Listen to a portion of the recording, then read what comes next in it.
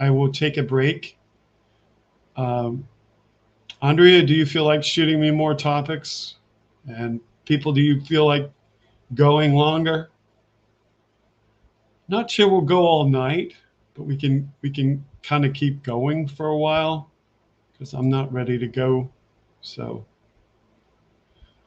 I've marked my place in chat. I know where I left off. I'm going to play the break video so I can take a break. I'll be back soon.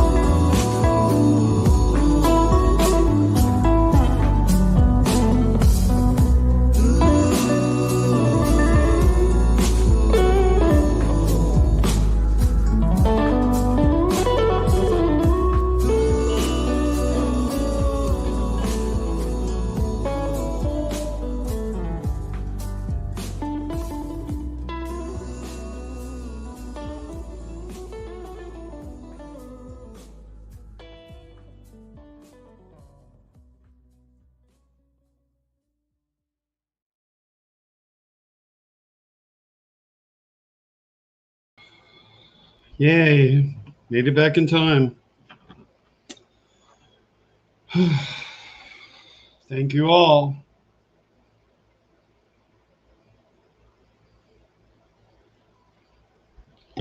Okay. We're just going to go do open discussion. Let's quickly peruse what's happened since I left chat.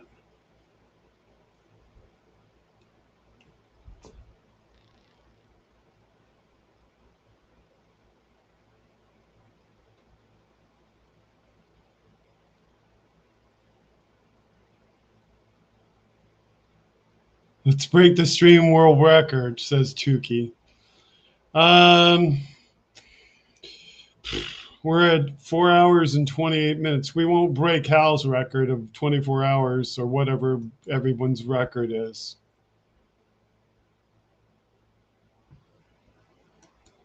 Yes, thank you for that.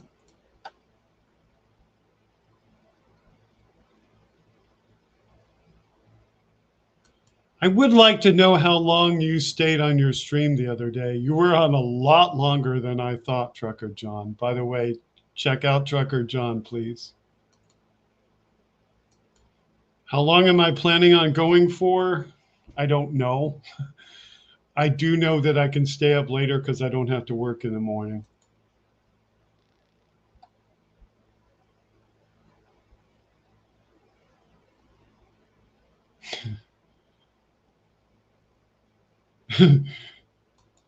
You wish. You wish there was another 5 hours in me. I don't know that I can go that long. We just don't know. This is, oops, I took that up and down. It is rare, so enjoy tonight being this long. Normally, I don't have this much free time to myself, so let's just see.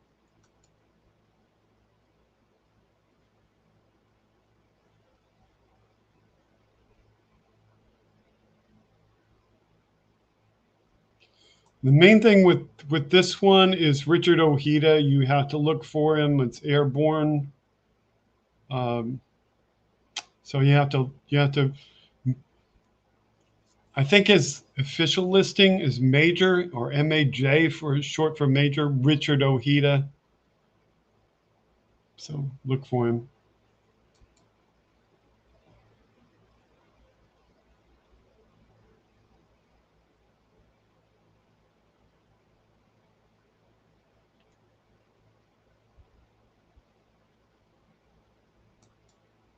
Oh, thanks, Tookie. This show is probably different than most other shows that you will have. This show was created by Andrea and I to be a show that reacts with the viewers one-on-one. So as long as the viewers are civil, we react with the viewers. If the viewers come here with malintent, they get ignored.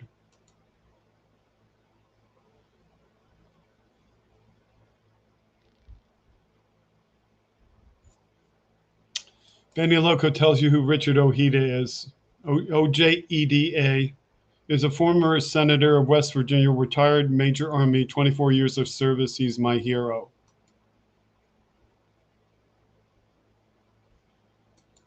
Andrea liked Wes' video. Wes, I really liked your video too. And Benny Loco, I liked yours too.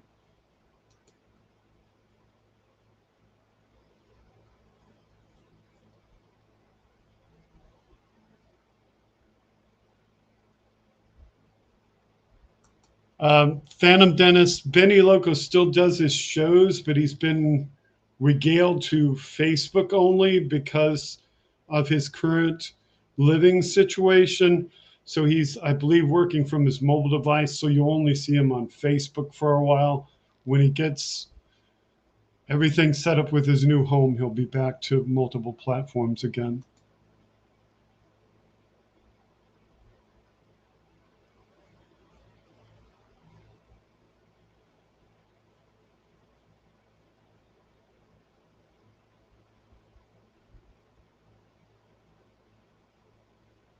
Nick Rich says a NASA update. There's not too much on NASA. There is some stuff floating around. I guess we could go look at the website.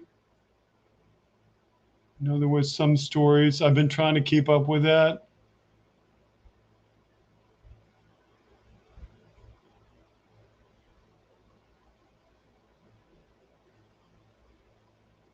John answers my question and says he went over 6 hours.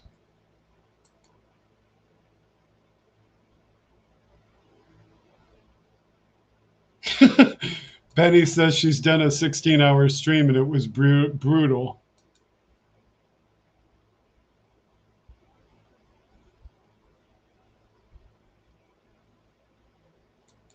Andrea says, I can go almost 24 hours. I did when Hal was on. That was crazy when he did that. I tried to watch, but I did like watch what I could, went to sleep, came back, and he was still on. I was like, he's still going.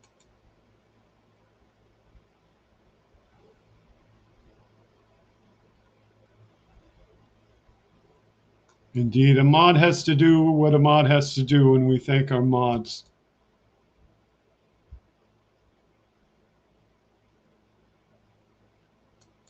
This is Richard Ojida's link, so go to www.youtube.com or just go through the app and / if you're doing the web link, if you're doing the URL, you got to put the / If you're just looking for him in the app, put @Ojeda Live 898.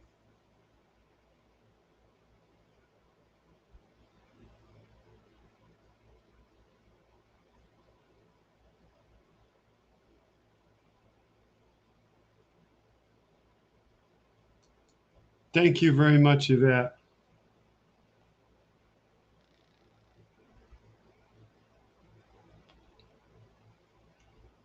Have I talked about the rocket launch that I shared in the Discord? Do you think they will discover extraterrestrial life forms?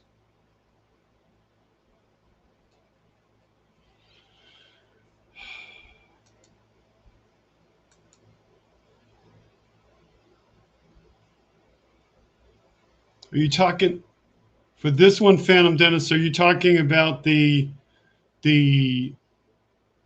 landing that I showed? That landing that I showed? It was a real short little landing. I did talk about that last week. So if you look at last week's show, you'll get that.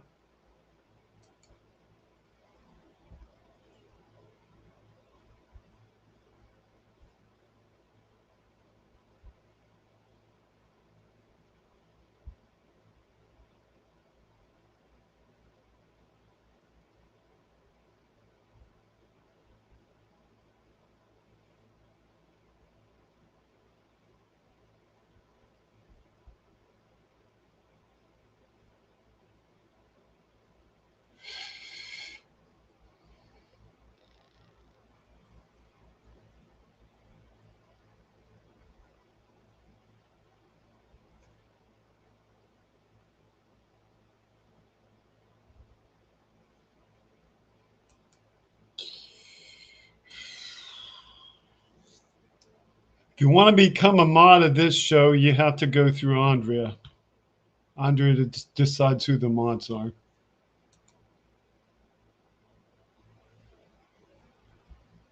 Generally, it depends on the background of whoever's doing the show. What's my background? I'm a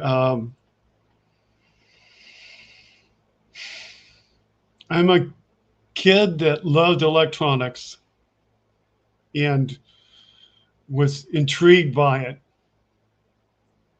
And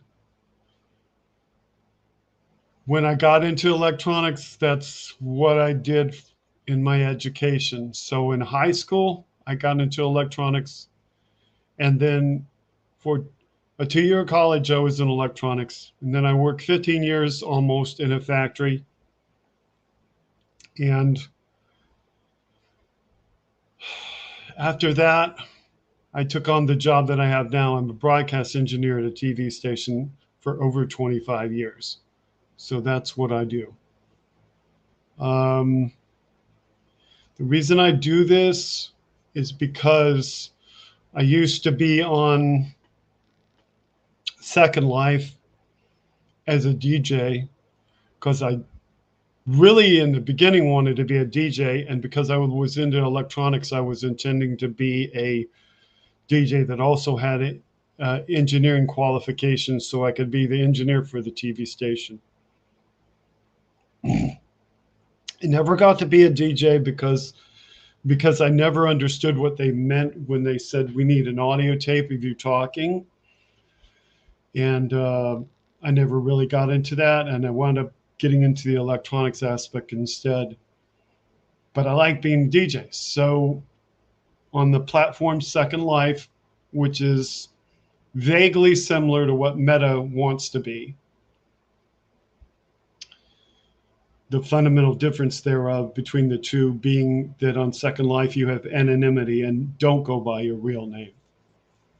And there are reasons for that that I will not get into with a 16-year-old, but suffice to say there's adult content.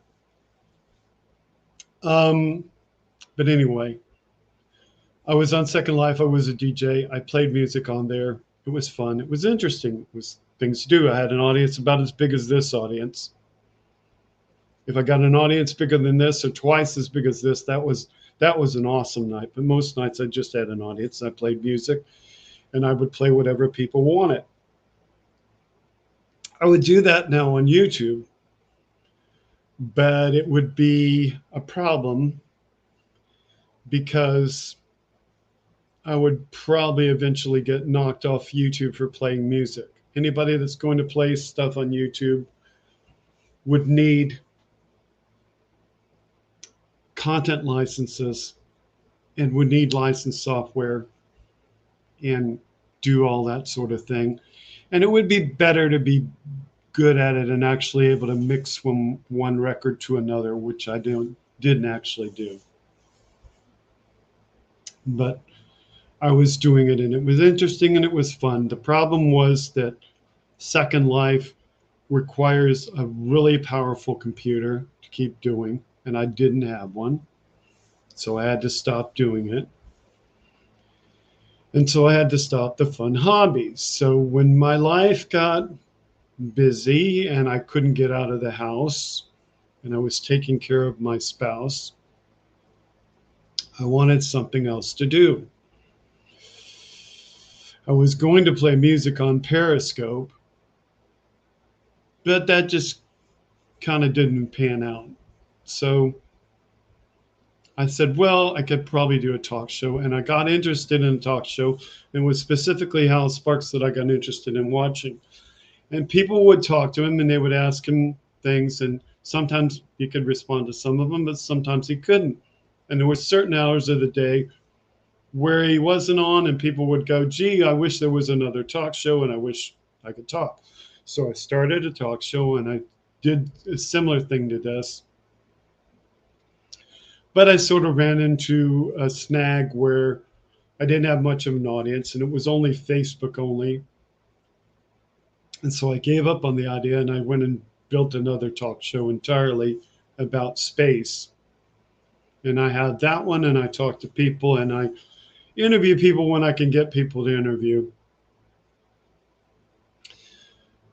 But I gave up on this idea. Then Andrea came to me and said, you shouldn't give up on the idea. So she convinced me not to. And so that's my background. I started doing this show about February of this year. The idea was floated roughly about a year ago. And I told her it'd be a little while because I was doing the other show and I wanted to finish doing the other show, and I didn't want to try to do 2 different shows in a week. And it really wasn't possible because with the interview show, it's necessary to, in most cases, talk to the person ahead of time and explain the process of how to come on and how to do the show and find out what they really want to talk about before you do the show, because otherwise, even if you're trying to make the show organic and trying to avoid leading the person who's being interviewed into saying what you've already heard them say, you still have to go over everything with them and make it interesting. And you have to find out what they want to talk about and what content they want to show so that you obtain that content and focus that content. And if that content comes out on to be this little on the screen, you figure out how to widen it out. And if the content is a series of pictures, you put the content together into a presentation so that you're flipping through the pictures. Particularly if you talk to the person and they say, but what about with picture 13? So you can go back to picture 13 and repeat it instead of going, now what file was that? So that's how I got into this. That's the background of who I am.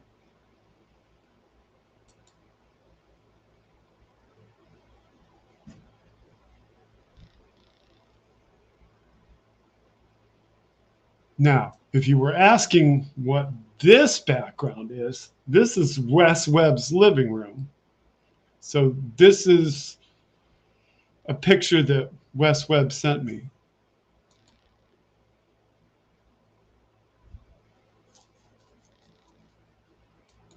Honestly, I don't know Phantom Dennis. I think when we live in the world we live in, where there's equal amounts of accurate information and equal amounts of disinformation,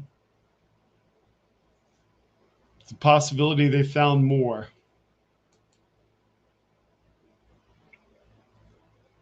There was a time when I didn't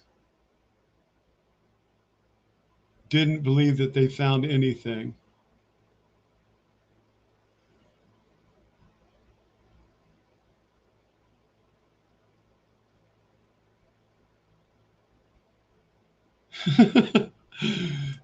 This is the one that throws everybody. No, we don't live together. It's time to unveil what's really going on. What's really going on is the background is a green screen, and the background can change to different things. So the background can be different things.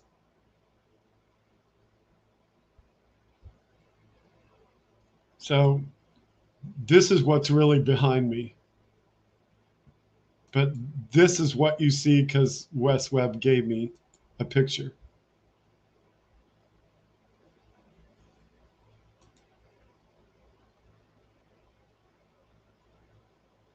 I have an excellent voice for radio because there's no grind to it. You'll have to explain to me what grind means. No gravel.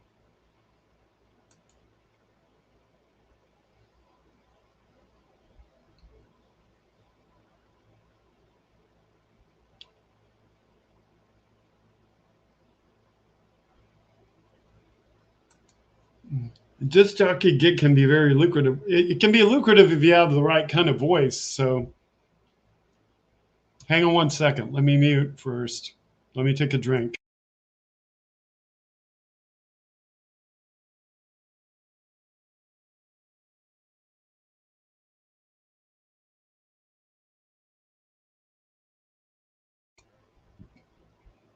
Also, Tukey, my glass is green, so my glass disappears. But the nature of my glass disappearing is when I move my straw around. Sometimes you can see my straw within my glass.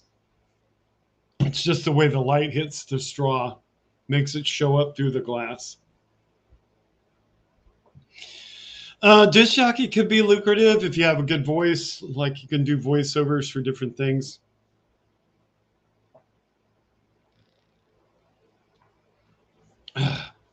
My throat. The winter weather is messing with my throat. But yeah, I mean, but I will, instead of saying the call letters of the station that I worked for, but I'll just say that something else. So I can like say the title of the show. You're tuned to Freedom Speech and You, the show that's about you, that lets you talk about things you want to talk about on our podcast. That's my DJ voice.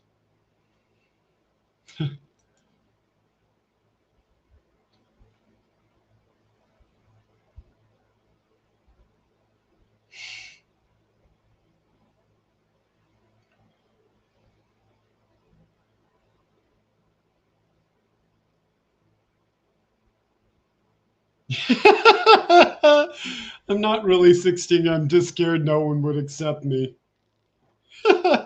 No, you'll be accepted here. The only people that don't get accepted here are the ones that come here to harm others.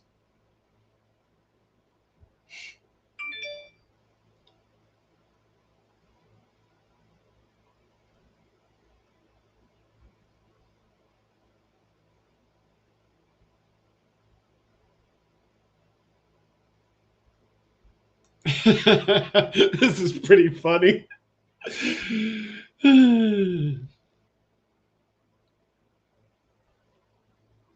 Join Otto as he tries to navigate through the journeys of parenthood through unorthodox methods. Oh my God.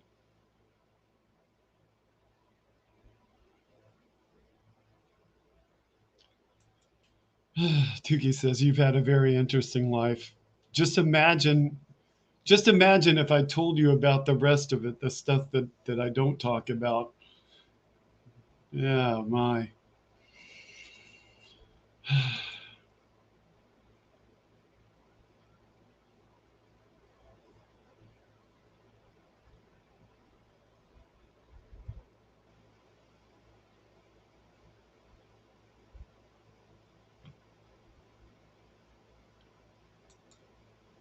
If you're trying to dial the number that you might have called when you were being like a, what's the word, troll with me, if you're trying to dial that number, you might be blocked from that number. I don't know.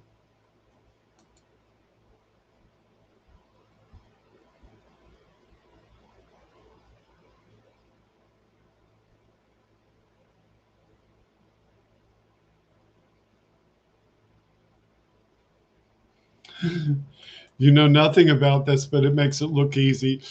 With this program, which I call it a program, it's really a website that you use on a browser.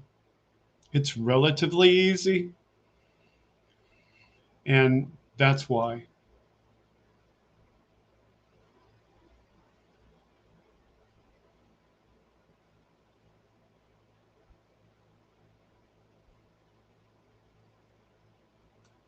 No, you wouldn't be invisible on security cameras except in a movie about a bank where the wall is green. But no, you're not invisible. The green wall is replaced by the image because the computer is taking out the green wall and putting the image in.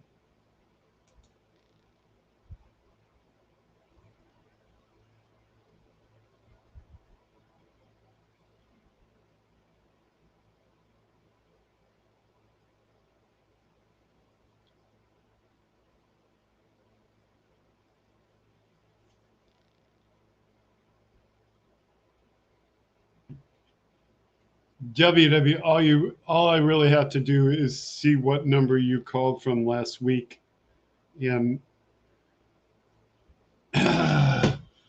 see if that's the number that's blocked on the other phone. But remember last week, WW, when you called in, I was expecting your call. So I set it up so that you could get through.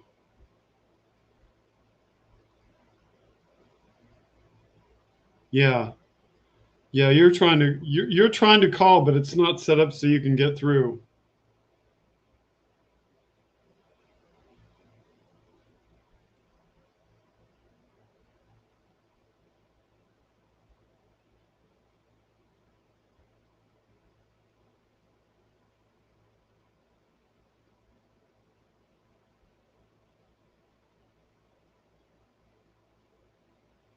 So before I fix it so you can get through, let me see if I can see if you're blocked from the other number.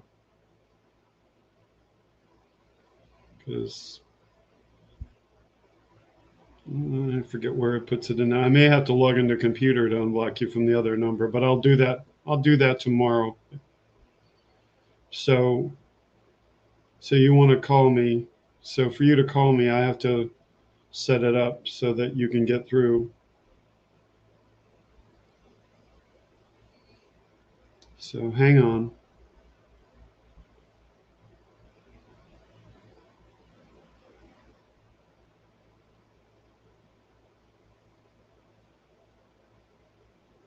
Okay, you should be able to call me now.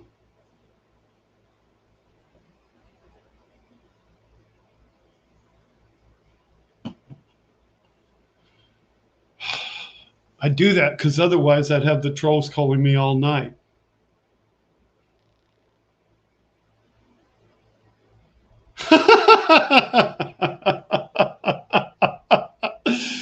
Oh my goodness, no. No, too much information.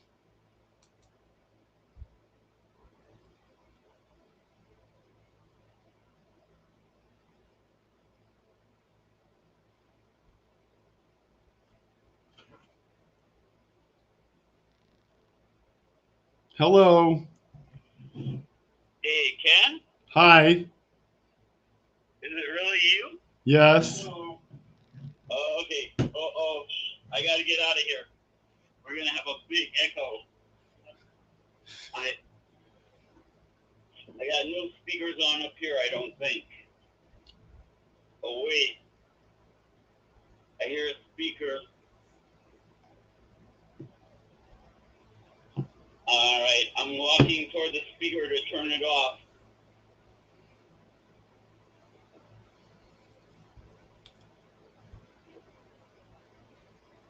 It's off. Oh, so good. I can't hear you, of course, because I have you turned off. But I'm turning you up a little bit. See? The big delay.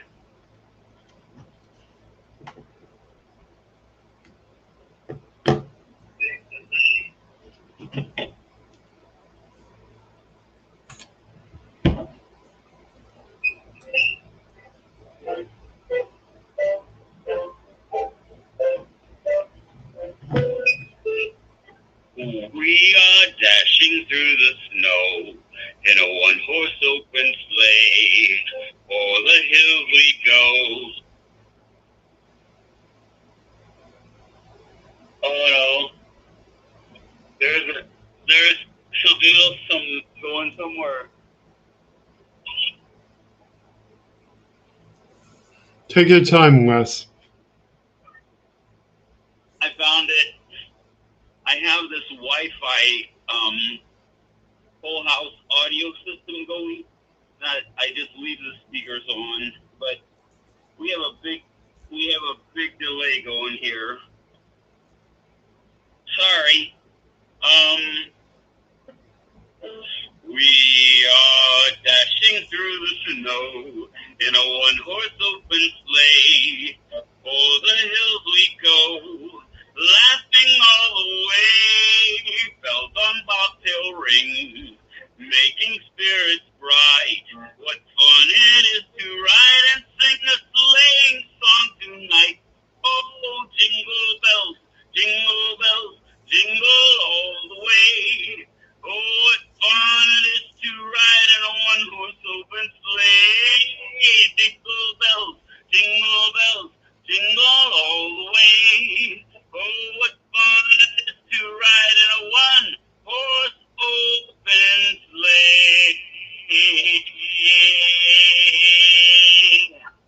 Okay, I'm going back downstairs. Thanks, Wes. You're welcome. Merry Christmas. Merry Christmas to you, Wes. Bye.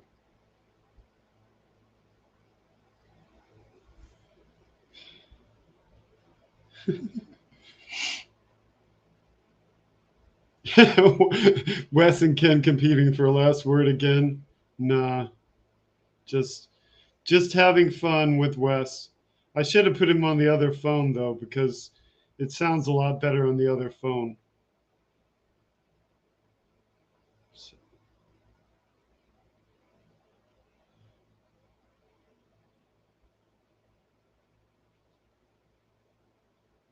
If he wants to call back, I'll put him on the other phone. I'll set it up that way.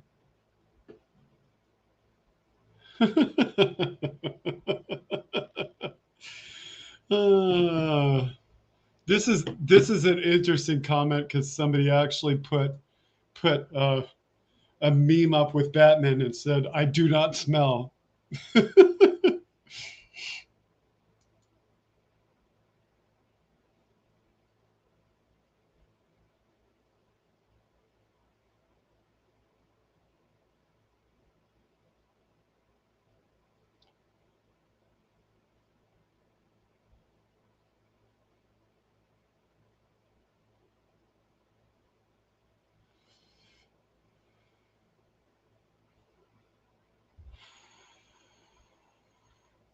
Phantom Dennis is asking questions about things. So I don't know how many questions you've asked, but you're obviously asking questions about UFOs. So I'm guessing that's what you're asking about. I don't really get into that stuff. So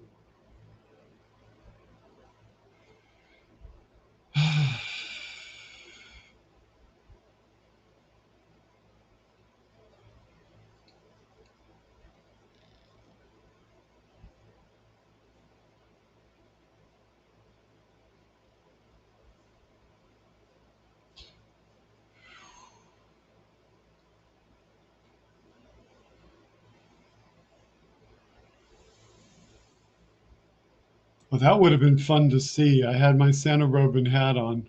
That would have been fun to see. You'll have to record us a video, Wes, in your element when you feel like doing so.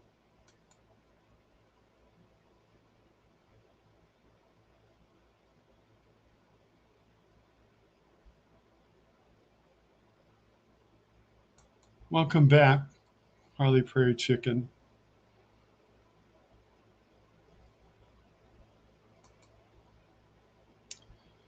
So anyway,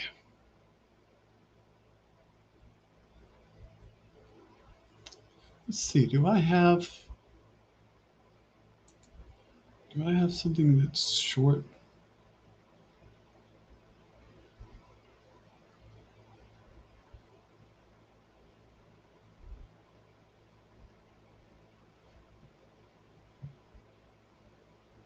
I'll be back in 30 seconds or less. I need to turn off a fan that is making me freezing cold.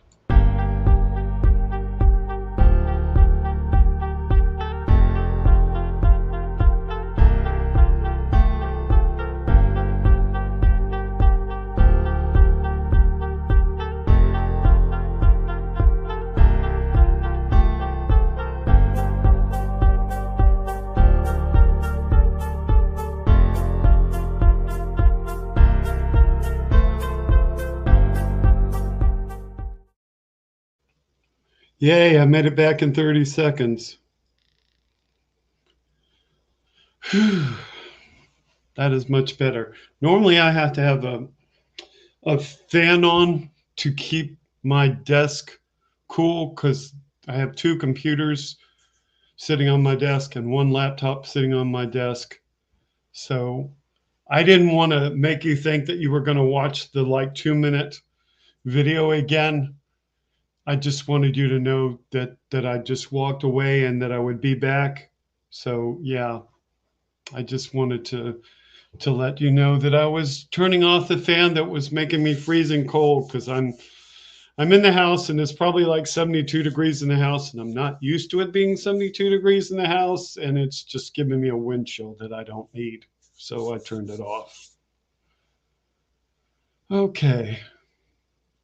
So anyway, find a trend we can hammer Hal with tomorrow. That's interesting thought.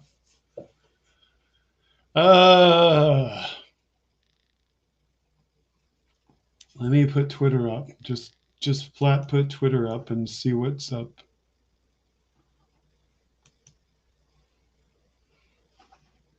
Got to scale it back down to normal size in order to even see the, see the trends. My apologies. I shouldn't be burping on air, but I am.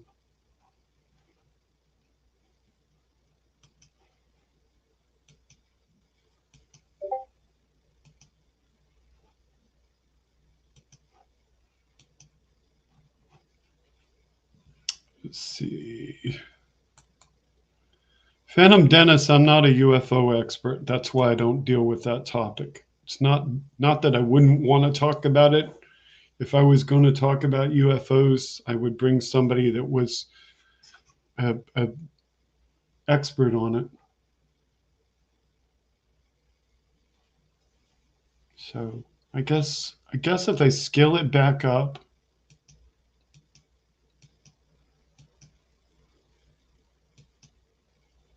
that's too big. Now can I scroll the bottom? No, it doesn't look like I have a scroll bar, so I need to scale it down. So that's the biggest I can make it and still see the trends. So the trends that I see over here,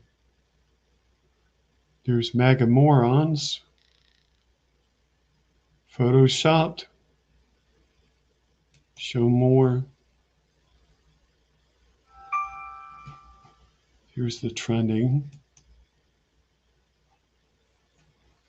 All right, now I've got the trending. I've been looking for that. So these are the US trends, Paramount Plus. Yep, I got an incoming, I know. Thanks, Andrea.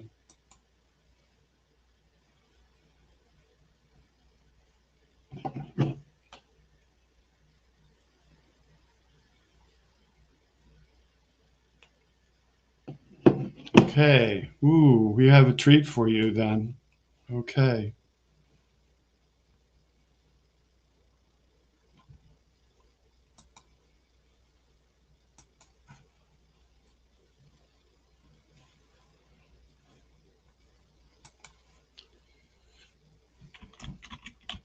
I think I don't have anything.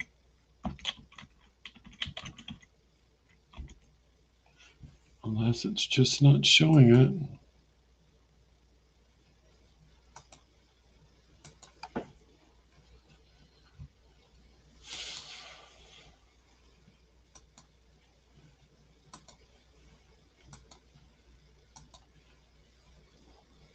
Okay.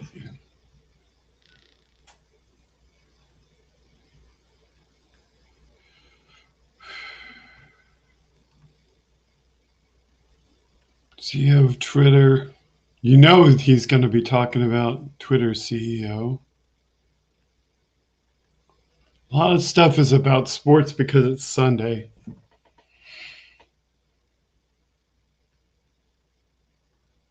Lots of stuff.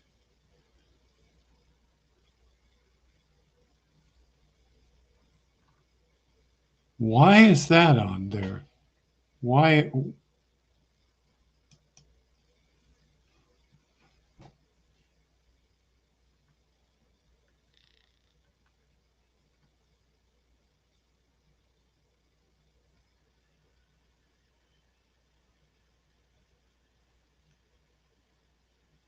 Oh, it must be abbreviation.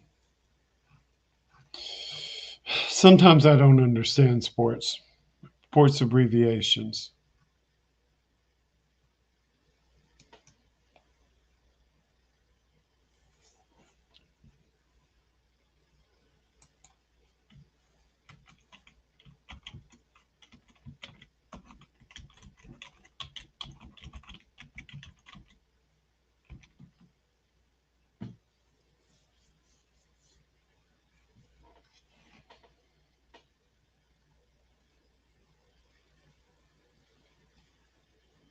What's MySpace?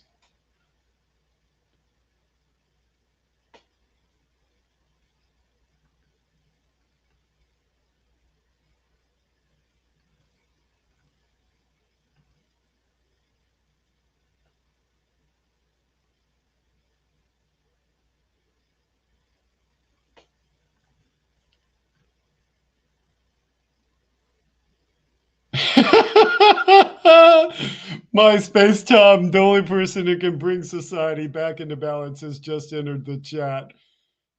Elon Musk asked, should I step down from head of Twitter? The poll. Tom Anderson says, depends on who you get to run it. Oh, that's awesome. That's awesome.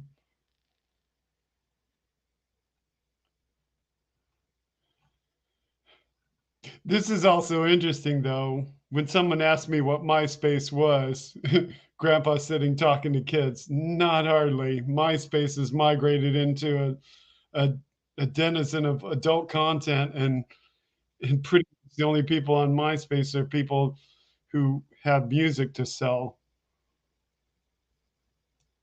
But it is mostly a place where you get hit by people that want to sell you porn.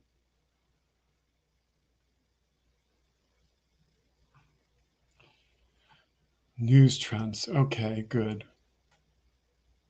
Target, Jared and Elon, Walgreens.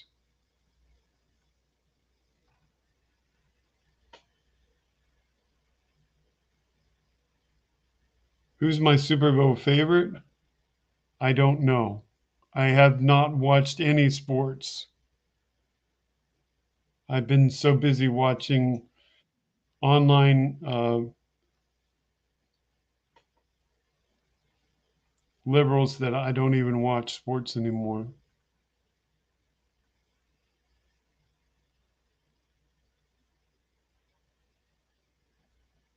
So this Jared and Elon, the Saudis paid Trump a shit ton of money to host LIV golf. They gave Ivanka $100 million for a women's fund, gave Munchkin $1 billion, gave Kushner $2 billion, and bragged that he's in their pocket. They funded 9/11. Guess who Jared and Elon were hanging out with today? So, yeah.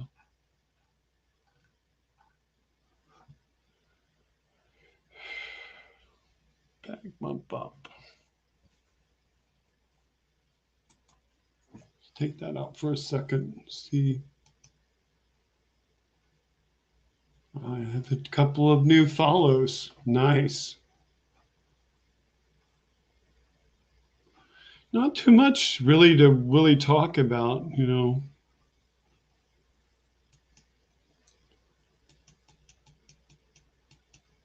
Halftime show is your favorite, eh, Rosebud? Yeah, halftime shows can be good.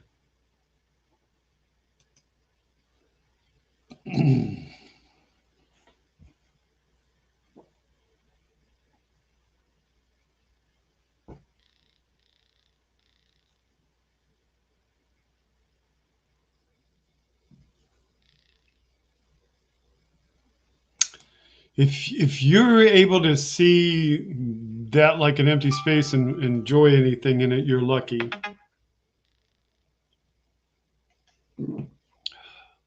Okay, inbox.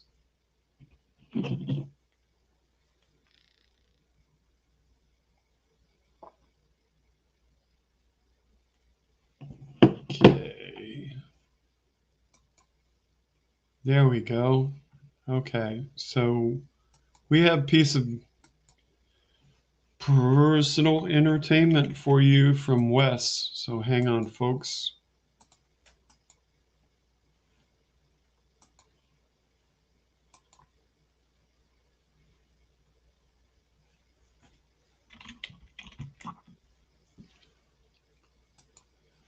Okay.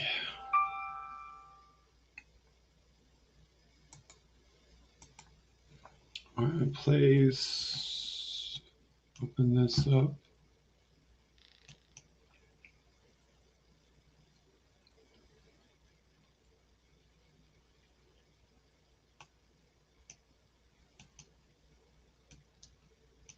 Ooh, Benny Loco, are you still around? I hope you are.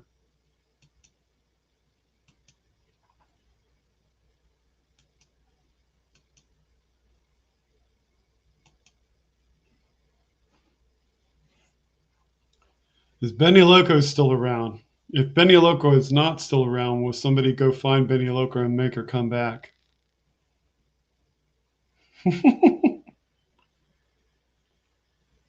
And does everybody else besides John have sound? Because you should all have sound. She said she'll be right back. Okay, well, we got to hold this video until she gets back.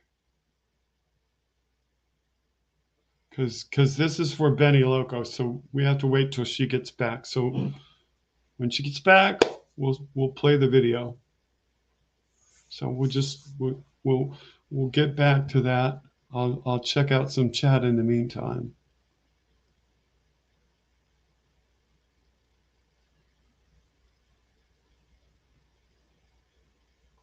But no, I don't have a Super Bowl favorite.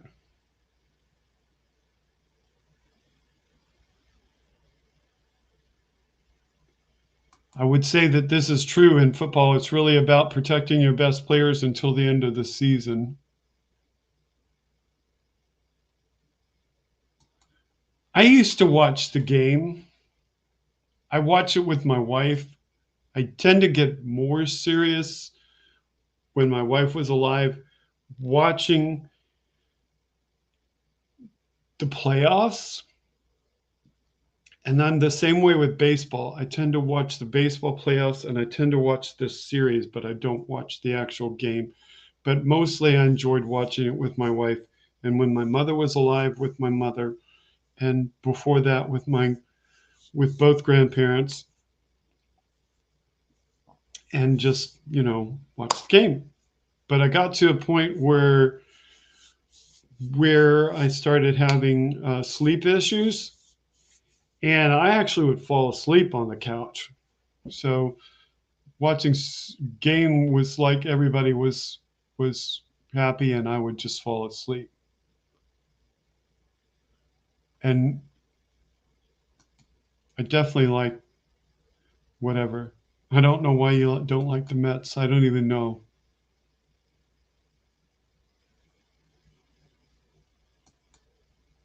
Somebody asked if I believed in ghosts. I believe in spirits. I believe in the possible presence of the dead or the ability of the dead to work on your behalf. So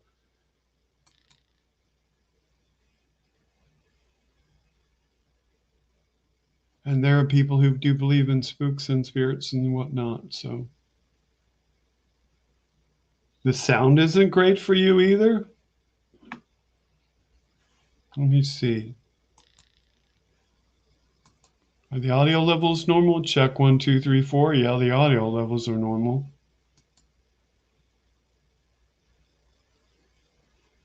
You're saying the sound is choppy.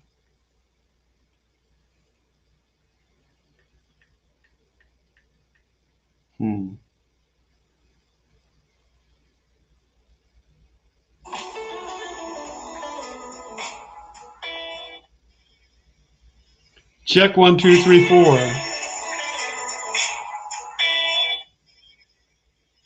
Check 1, 2, 3, 4. The sound is normal for me. So I don't know why your sound is choppy.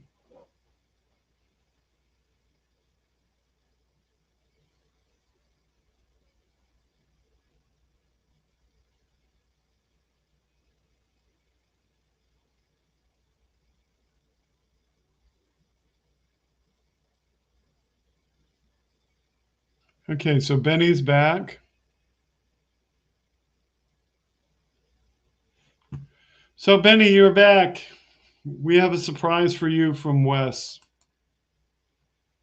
Here comes your surprise from Wes, Benny.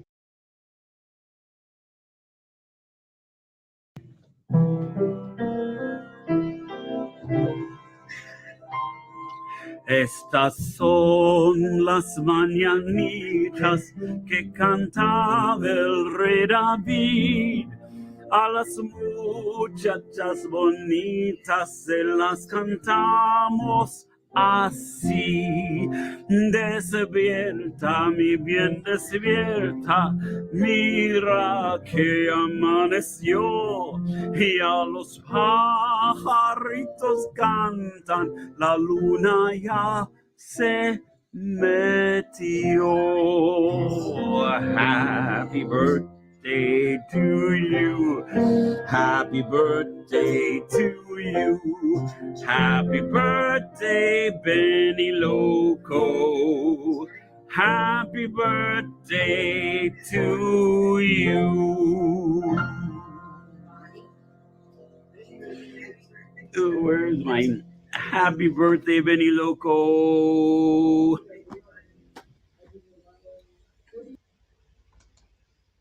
That was cool. That was really cool.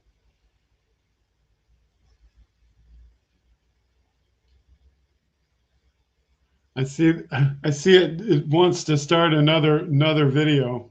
Maybe I should just put that in. When all the world is a hopeless jumble and the raindrops tumble all around, heaven opens a magic lane. When all the clouds darken up the skyway, there's a rainbow highway to be found, leading from your window pane to a place beyond the sun, just a step beyond the rain.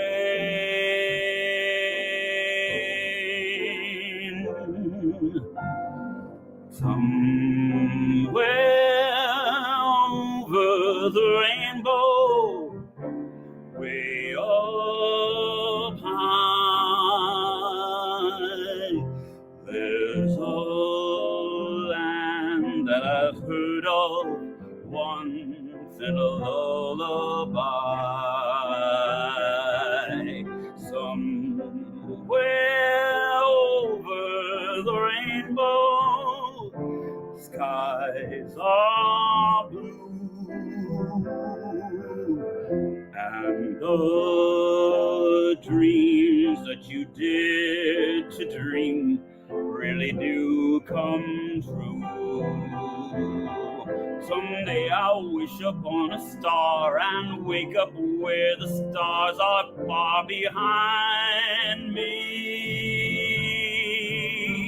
where troubles melt like lemon drops away above the chimney tops. That's where you'll find me. Somewhere over the rainbow, bluebirds fly. Birds fly over the rainbow. Why then, oh why can't I? If happy little bluebirds fly beyond the rainbow, why, oh why can't I?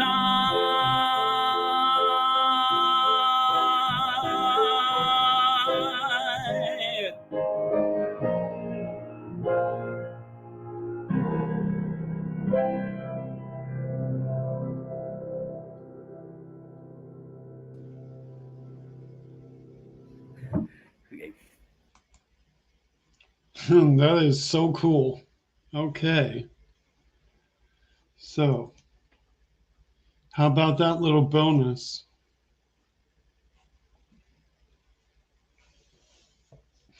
Let's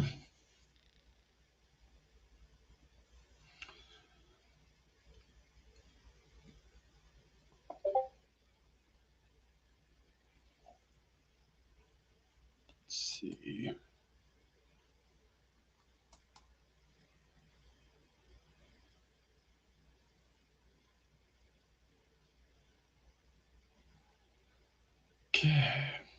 Interesting how the Discord came through after the email already came through. Interesting. Okay. Is that what you were singing in Hebrew?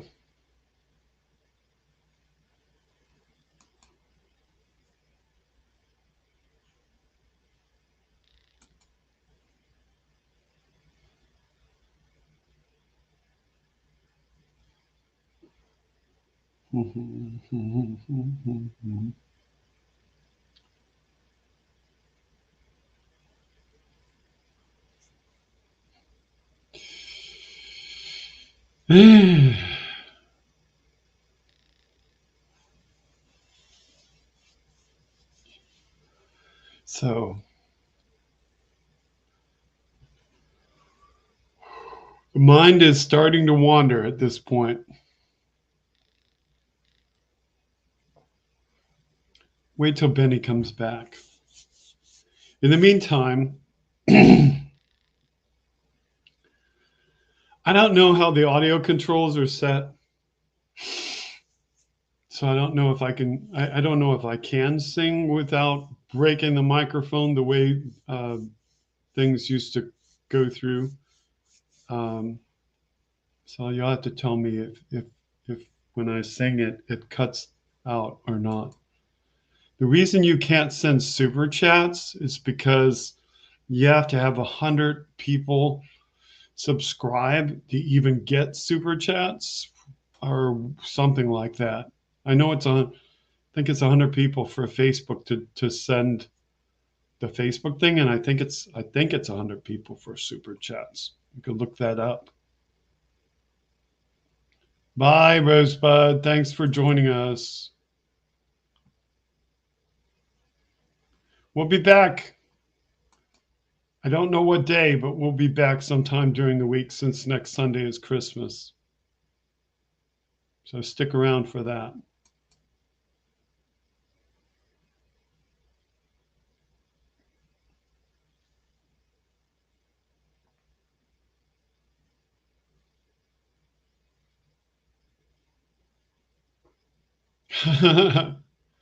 That's a good thing. That's a good thing. Video games in the background while singing Hava Nagila. So I'll test my microphone and you can tell me whether it cuts out when I do that.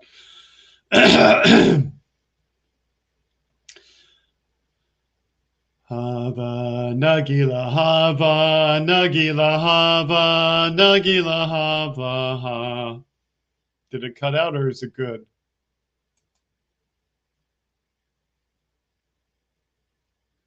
What are we doing on New Year's Eve? Oh, that's the thing. If Christmas is a Sunday, then so is New Year's Eve.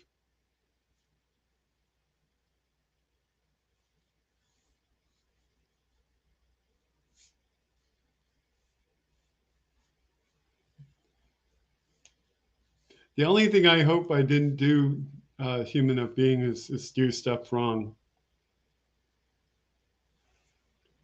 I hope I didn't do it wrong. So, what is my next song that I can sing for you all? Everybody's talking at me. I can't hear a word they're saying.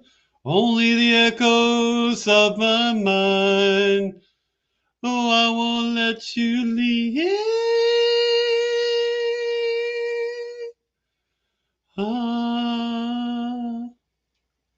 Do I know any Tool songs? Probably, but I haven't sung any. Let's see. Songs by Tool. Songs by Tool.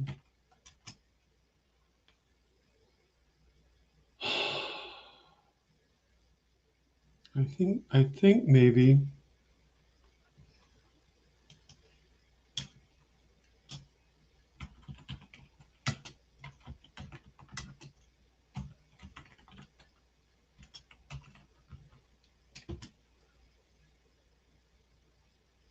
No, that doesn't look familiar. Let's see.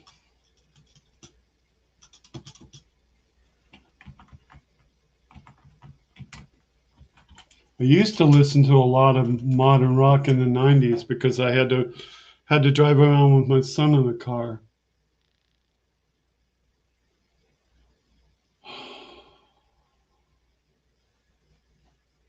Sure what all those songs are.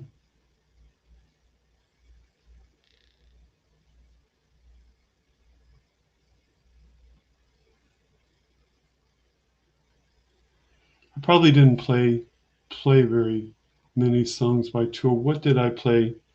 Let me see. 90s greatest hits.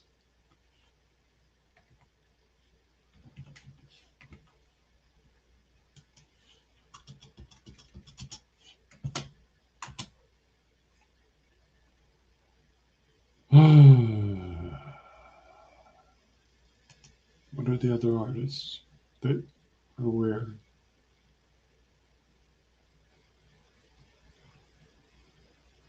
See what what's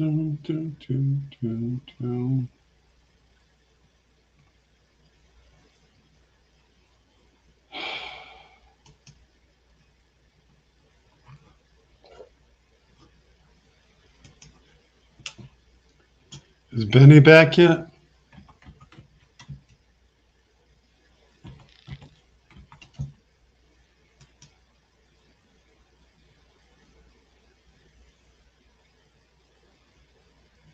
Because the stuff that I usually like to listen to was like Red Hot Chili Peppers, like Dream of Californication. Especially since we're talking about UFOs and all that stuff.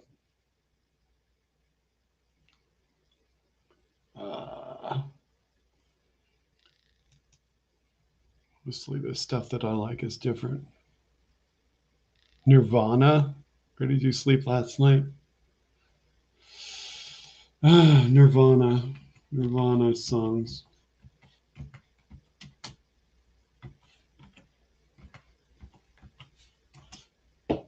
Because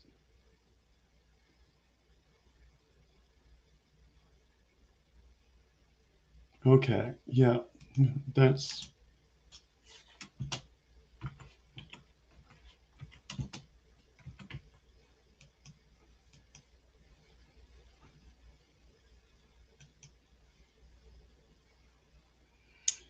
come as you are, as you were, as I want you to be, as a friend, as an old enemy. Take your time, hurry up. Choice is yours, don't be late. I probably sing it too high though, because I do tend to sing songs higher pitched than they were actually written. That's what bothers most people when I sing. Unless I sing stuff that's baritone. Think of what I want to sing that's not something I've tried to sing before on here.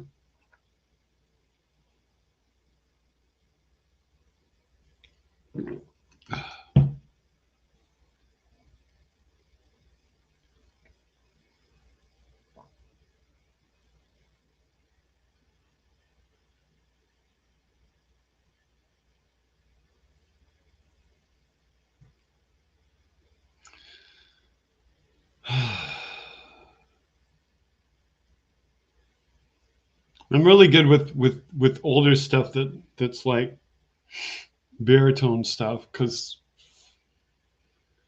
I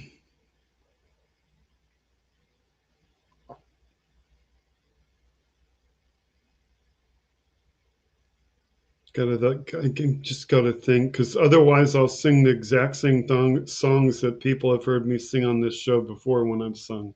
So try not to do that, because I do have favorite songs, but I try not to just sing the same ones over and over again. Oh,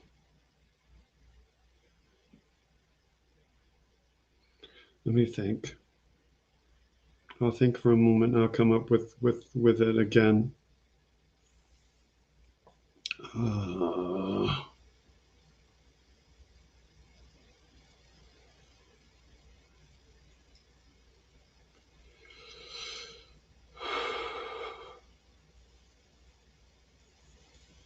Yeah, I know that song, Phantom Dennis. I do.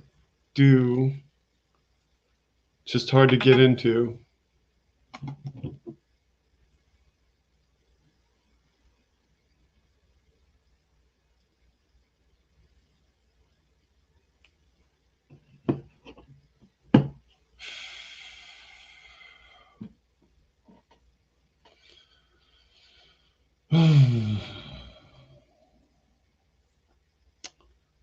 If I bring the words up on the phone, I probably can sing it. Man, it's easier to sing along with the music, but if you do that, then you just get copyright police after you. So what I need is like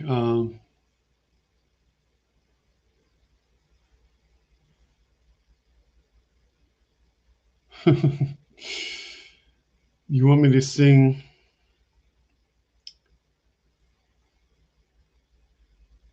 If you want me to sing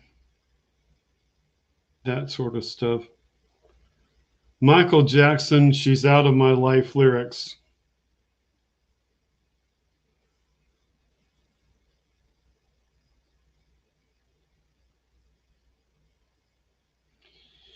She's out of my life. She's out of my life. I don't know whether to laugh or cry. Ooh, I kind of pitched on that one. Don't know whether to live or die, and it cuts like a knife. No, I don't know that as well. I'd sing it along better with him. Let me think of something else.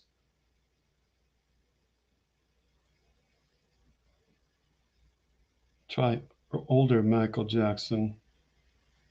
Early Michael Jackson songs.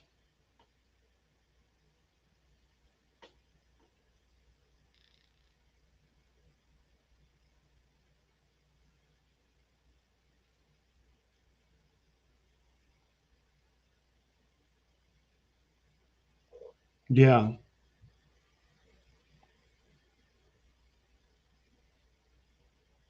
Looking at those titles.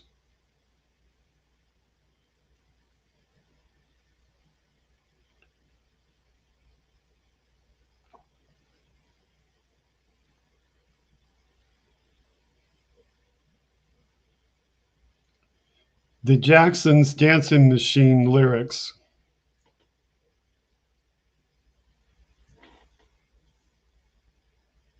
I gotta set my phone so I can see because my phone is too dark. So display.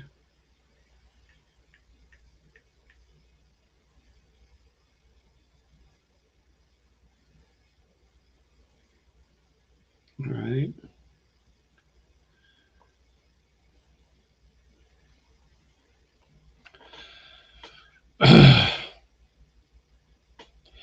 Dancing, dancing, dancing. She's a dancing machine.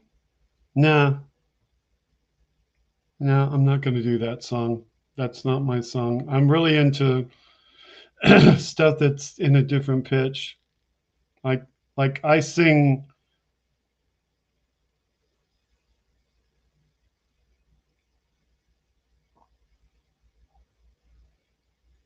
I sing old stuff.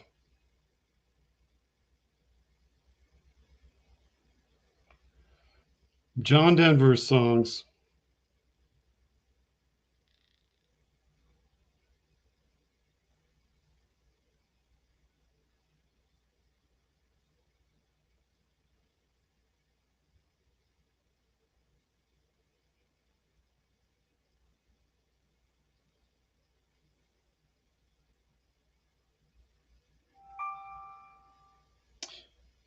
Well, saved by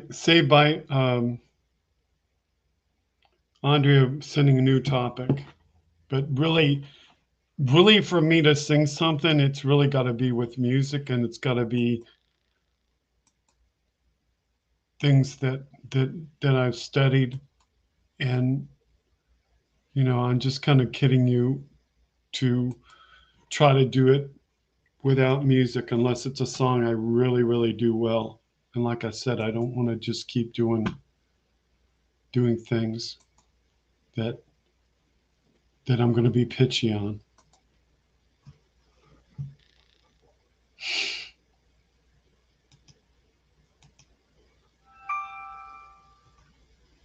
And a voice is kind of a thing that you have to practice with it. And if you haven't used it for a while, and if it's rough like it is in this seasonal weather,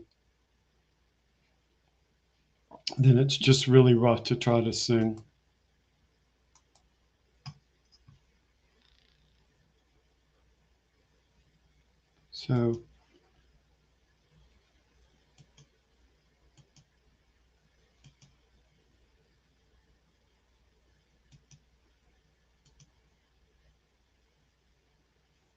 So we have Obama trading cards from a Twitter user, and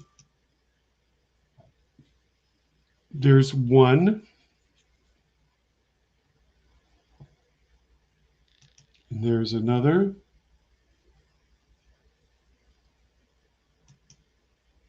and another,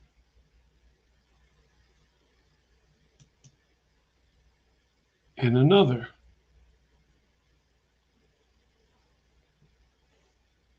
So those are much more flattering and much more realistic because they are real pictures of our former president. Okay, we have another thing in here.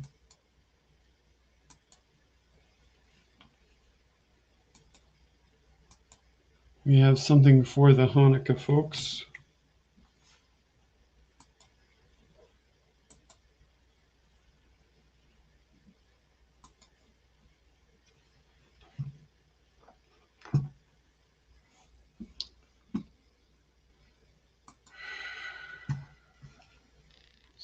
Send it to myself.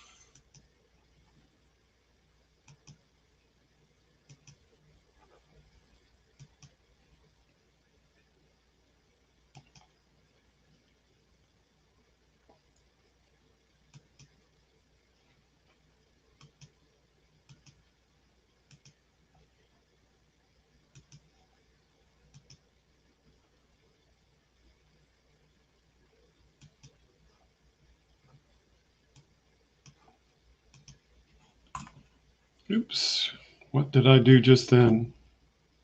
Bump the screen. Okay.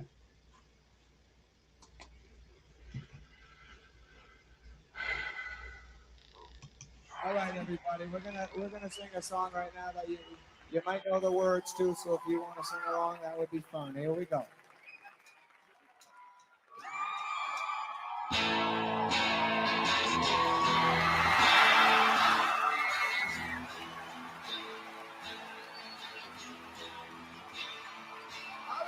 Chicago.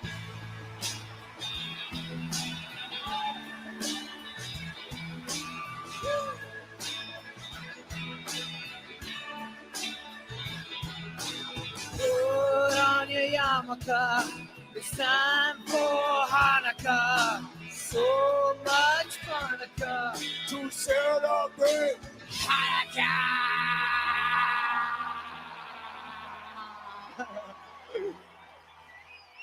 Hanukkah is the festival of lights. Instead of one day of presents, we get 8 crazy nights. But when you feel like the only kid in town without a Christmas tree, here's a list of people who are Jewish, just like you and me.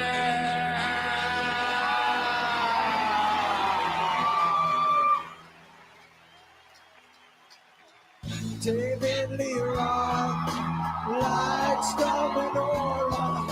So do James Caan, Kirk Douglas, and the Weasel Pauly Shore. Castaways together at the Carnegie Gallery.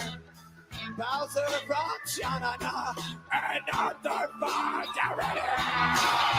Monomays have to act, Goldens have to put them together. What a fine looking show! To go with the whole Jingle Bell Rocker. Cause you can spin a dreidel with Captain Kirk and Mr. Spock. Fuck you in!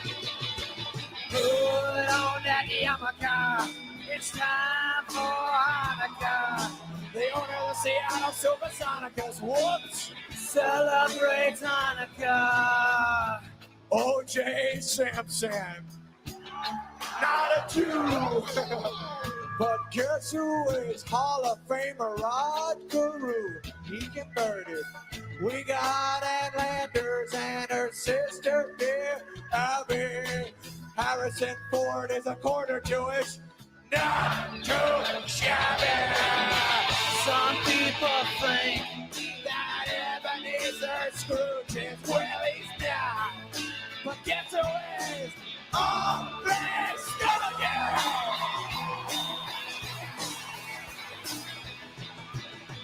so many Jews are in the shopping now. Tom Cruise is it, but I heard it's aging it.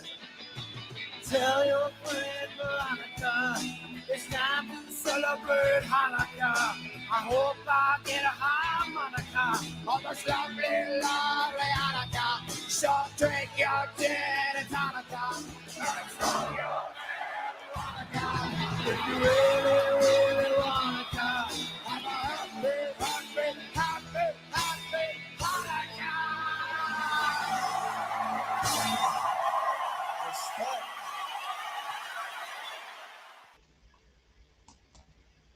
Hanukkah! Okay. So the classic song there.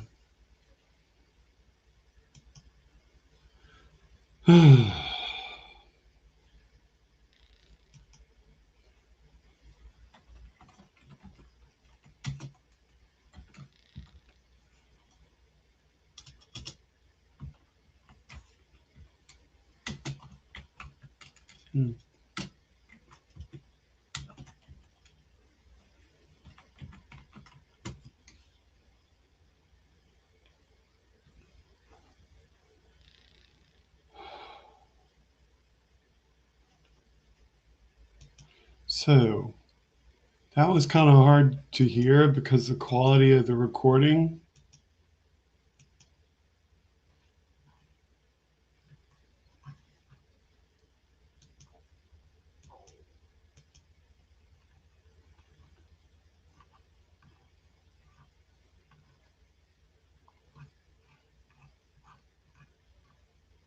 So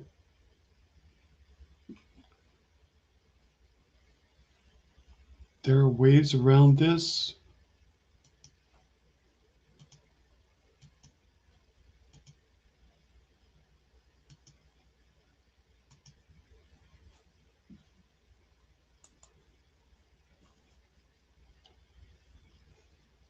Okay, this is a song that there's a lot of Christmas songs out there. There's not too many Hanukkah songs. So I wrote a song for all those nice little Jewish kids who don't get to hear any Hanukkah songs.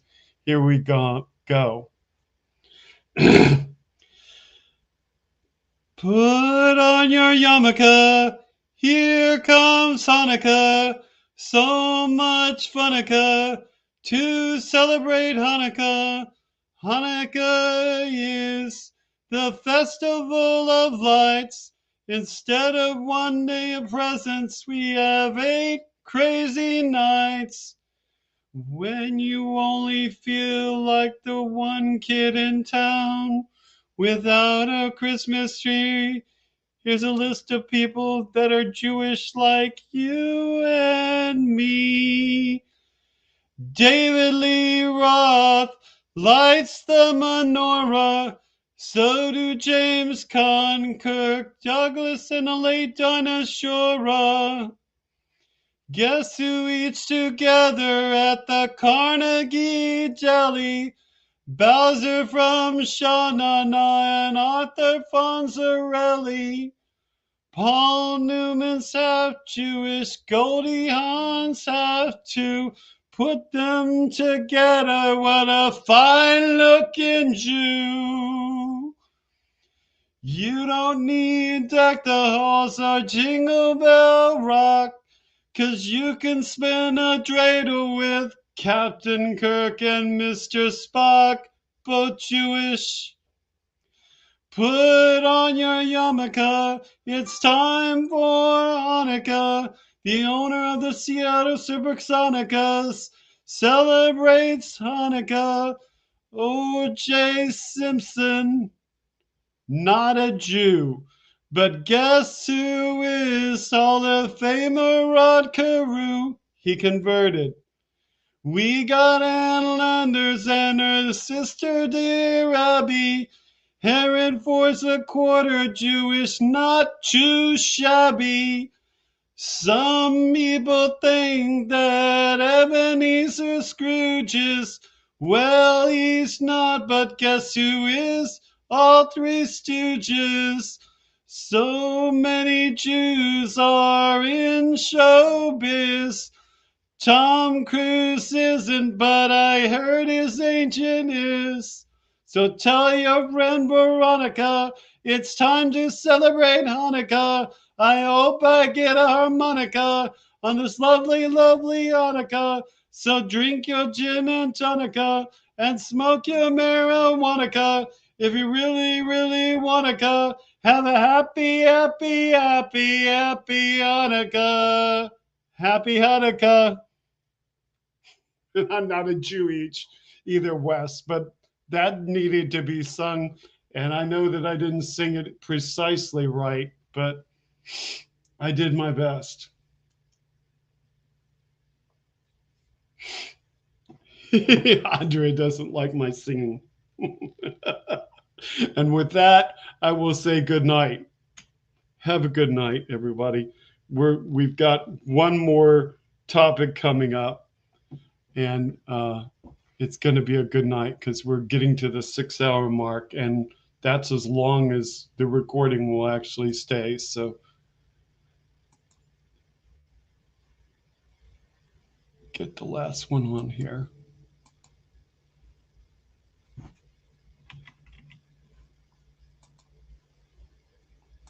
I don't claim to be a professional singer. I used to sing in church, and I used to sing as a tenor and not the lead part. I harmonize. So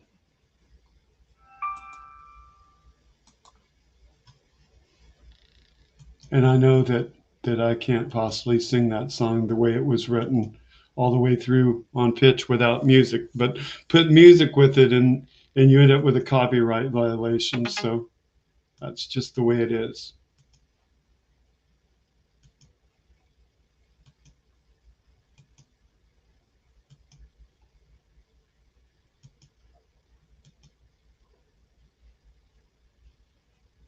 Okay, so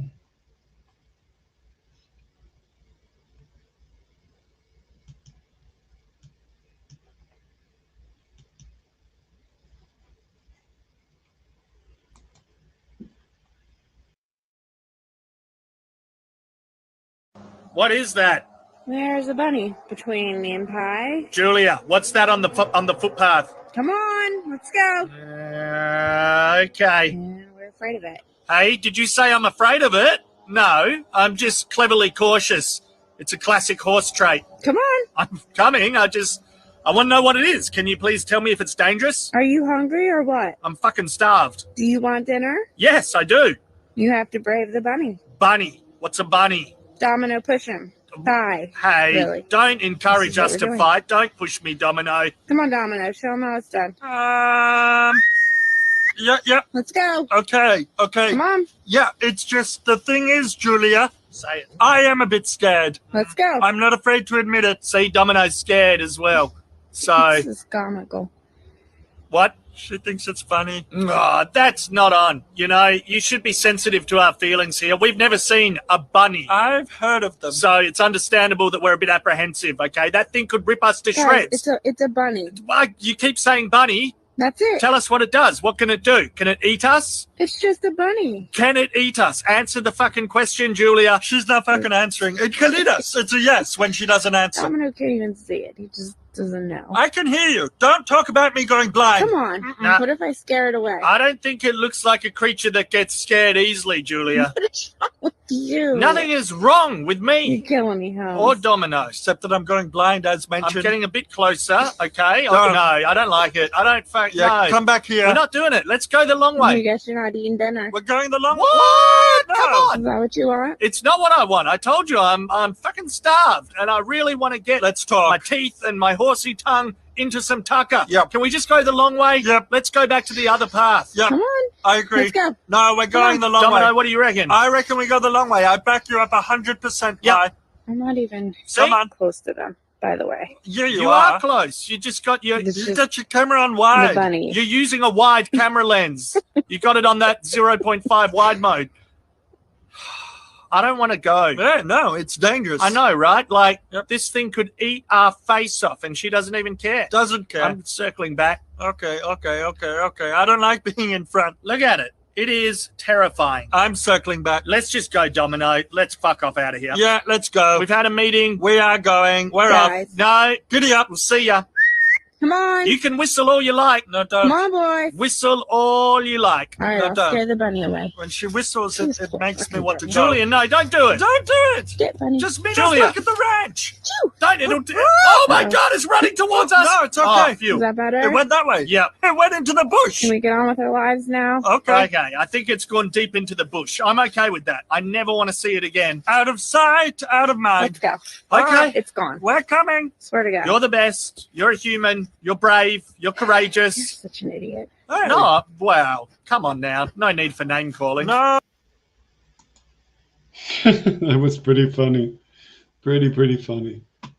Okay. So, did Benny Loco leave for the night?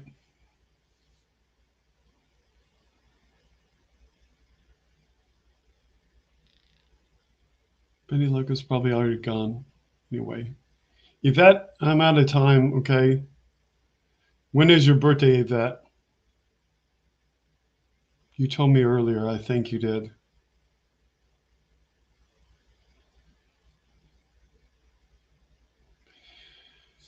I don't even know the song you're talking about from Michael Jackson. So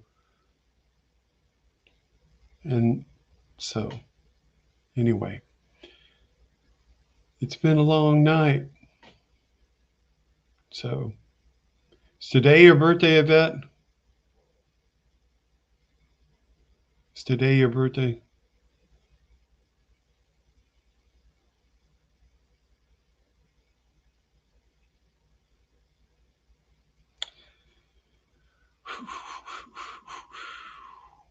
We are getting near the 6-hour mark.